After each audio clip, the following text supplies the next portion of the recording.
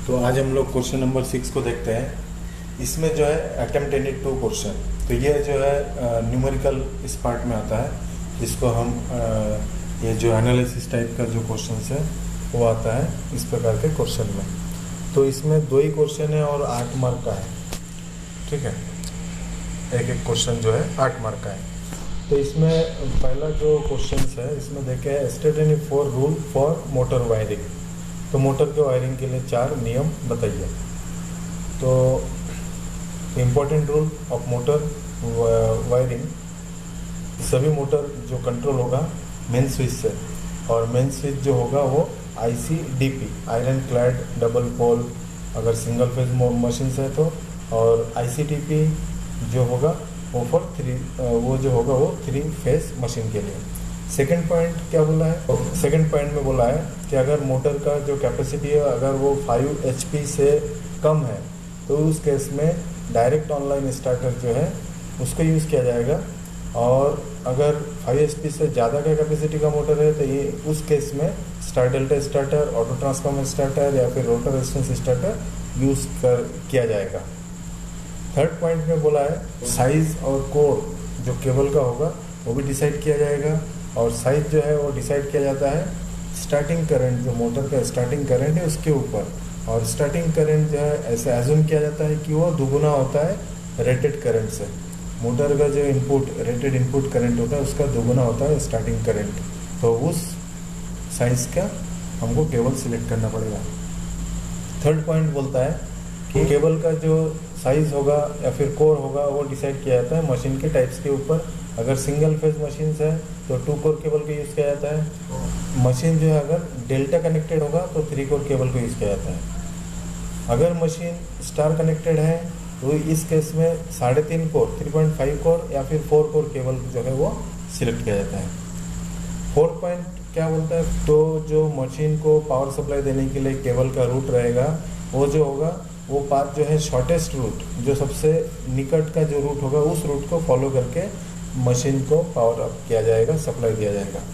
Fifth point में बोलता है कि जो इंडोर मशीन्स है उसके लिए जो है अनआर्मर फ्लेक्सिबल जो केबल होता है उसको यूज़ किया जाएगा।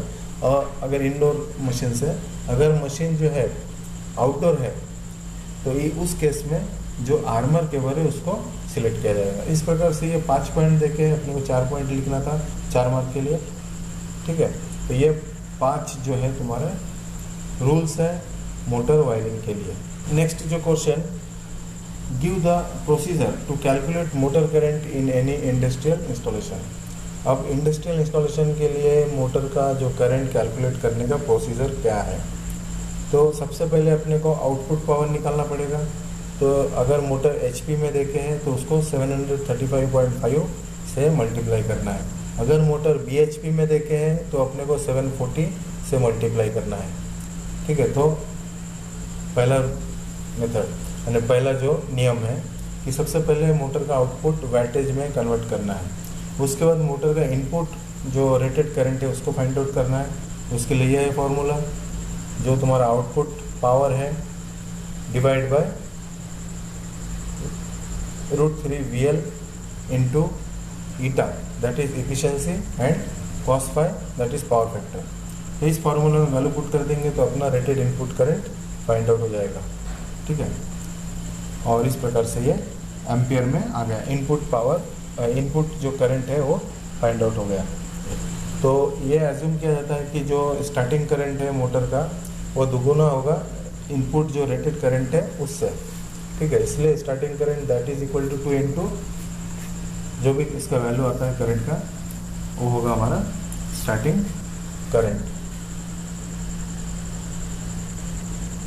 एंड उसी के आधार पर ये जो फ्यूज़ है उसको भी डिसाइड किया जाता है या फिर सिलेक्ट किया जाता है। नेक्स्ट जो क्वेश्चन है, तो इसमें बोला है कि अपने को एक 3 फेज इंडक्शन मोटर है उसको इंस्टॉल करना है, और उसका जो सप्लाई वोल्टेज है वो 400 वोल्ट है, फ्रीक्वेंसी 50 हर्ट्ज है, और वो 3 फेज का मोटर है, और मोटर का जो रेटिंग है वो 3 HP है।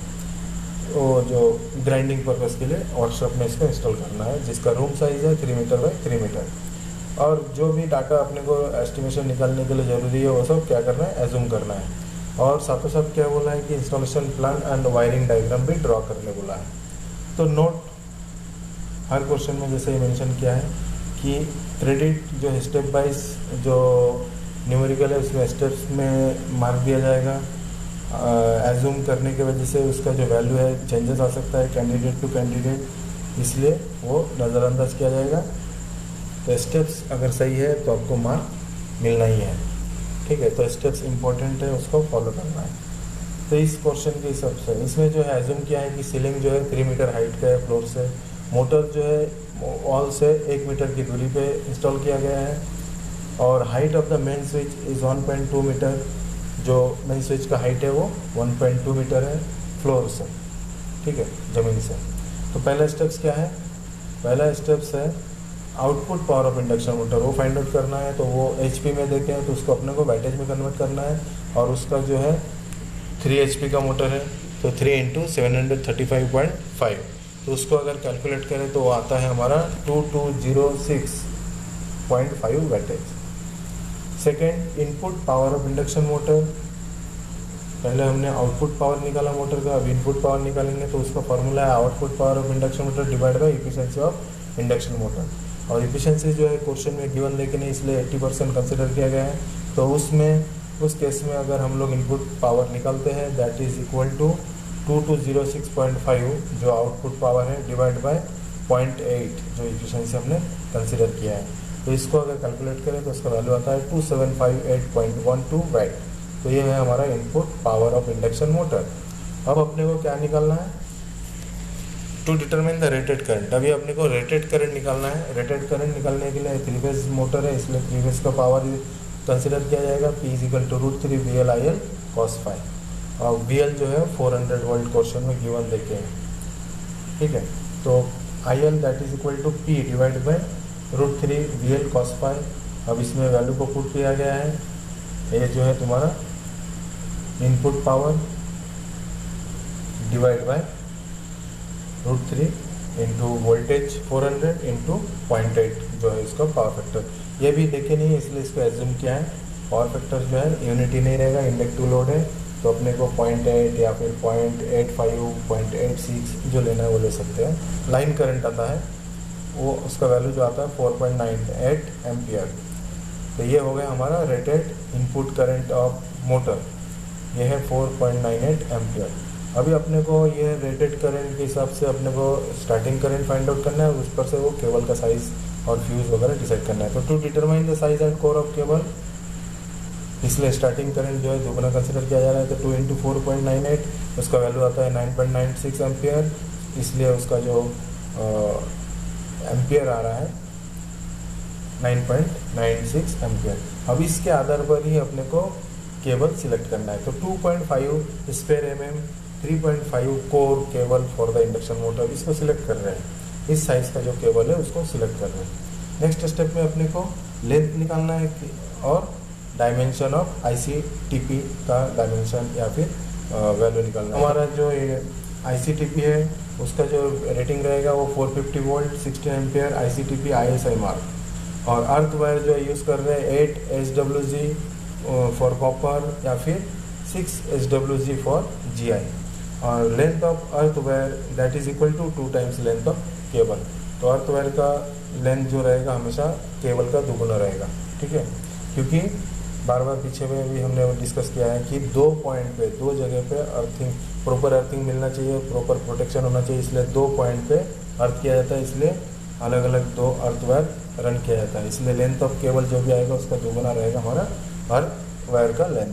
तो length of input cable of induction motor for induction motor का इनपुट केबल का लेंथ जो है वो अब हमारा ये जो बाइफरकेशन देखे हैं थोड़ा सा इसमें चेंजेस आ सकता है। सभी का देख सकते हैं 1.2 मीटर जो है उसका स्विच बोर्ड का हाइट है। तो स्विच बोर्ड से जो है हमारे फ्लोर में आएगा केबल, फ्लोर से फिर मोटर तक आएगा जिसका लेंथ एज्यूम किया है 0.5 मीटर है। तो वो जो रूम है उसको देख सकते हैं यहाँ पे, ये स्विच बोर्ड है, यहाँ से यहाँ तक का एज्यूम कर रहे हैं 0.5 मीटर है। और ये जो मोटर इंस्टॉल करके है वॉल से 1 मीटर का एज्यूम कर रहे हैं, इसलिए इसका लेंथ जो पकड़ रहे हैं 1.2 मीटर 0.5 मीटर प्लस 1 मीटर और 1 मीटर जो है मोटर के टर्मिनल तक, क्योंकि मोटर जो है वो फाउंडेशन के ऊपर माउंट होके, तो वो उसके टर्मिनल तक लेने के लिए 1 मीटर कंसिडर कर रहे हैं। इस प्रकार से तो उसका टोटल लेंथ जो आ रहा है वो 3.7 मीटर। तो total length of cable that is equal to 3.7 plus 10% जो है वो एक्स्ट्रा कंसिडर किया जाता है फॉर टर्मिनेशन पर्पज़ के लिए, कुछ स्क्रैप के लिए, तो उसका जो वैल्यू है वो 0.37। तो दोनों को ऐड करने के बाद आता है इसका वैल्यू 4.07 मीटर। तो ये है हमारे टोटल लेंथ का cable of length of total length of cable that is equal to 4.07 metre. और केबल का साइज जो है डिसाइड किया पहले ही 3.5 और 2.5 स्क्वायर mm। इस प्रकार से ये केबल का लेंथ। अब उसका जो इंस्टॉलेशन प्लान और वायरिंग डायग्राम ये देख सकते हैं। ये इसका इंस्टॉलेशन प्लान, ये रूम 3x3 का रूम है, यहाँ पे मोटर लगा के है, ये स्विच बोर्ड है, स्विच बोर्ड से ये 0.5 मीटर की दूरी है, और मोटर का जो डिस्टेंस है वॉल से 1 मीटर की दूरी पे है, और मोटर जो है फाउंडेशन के ऊपर माउंट होकर उसका जो हाइट है वो 1 मीटर है। इस प्रकार से कंसिडर करते हुए इसका कैलकुलेट किया गया है। और ये तुम्हारा इसका वायरिंग डायग्राम। तो पिछले वीडियो में हम लोग डिस्कस किए थे कि हर इंडक्शन मोटर का जो मोटर इंस्टॉलेशन का वायरिंग डायग्राम रहेगा सेम ही रहेगा। जैसे कि ये 3 फेज सप्लाई एनर्जी मीटर तक आया, एनर्जी मीटर से फिर ये आया हमारा ये मेन स्विच, यहाँ पे तुम्हारा अर्थिंग है, और मेन स्विच से आएगा मोटर के स्विच तक, मोटर के स्विच से फिर ये स्टार्टर, यहाँ पे स्टार्टर है, और यहाँ स्टार्टर से होते हुए मोटर तक आएगा। तो इस प्रकार से ये इसका डायग्राम है, ठीक है, एनर्जी या फिर वायरिंग डायग्राम ऑफ मोटर। अब इसमें जो एस्टिमेशन के लिए जो मटेरियल लगने वाला मटेरियल है उसका जो ये देखें, पिछले वीडियो में भी बोला था कि इसमें जो इम्पोर्टेंट मेन आइटम है या फिर जो मटेरियल है वो अपने को ध्यान में रखना पड़ेगा, और उसी को हर मोटर के इंस्टॉलेशन में लिख देंगे तो चलेगा। तो 16 ampere bus bar with neutral link, एक number. 3 phase 4 wire, 415 volt 15 to 30 ampere AC supply energy meter, एक number. ICTP 450 volt 16 ampere, 2 number. और DOL स्टार्टर, एक number. 8 SWG earthing wire 0.5 kg, और 60 centimetre by 60 centimetre by 6.36 mm copper earthing plate, एक number. और earthing nut bolt 4, earthing sundry और lump sum. इस प्रकार से 12x12 metre wooden board, 2 number. Screw 3 inch length, 12 number. तो ये सब छोटे छोटे आइटम है। स्क्रू 3 इंच का, 1 इंच का।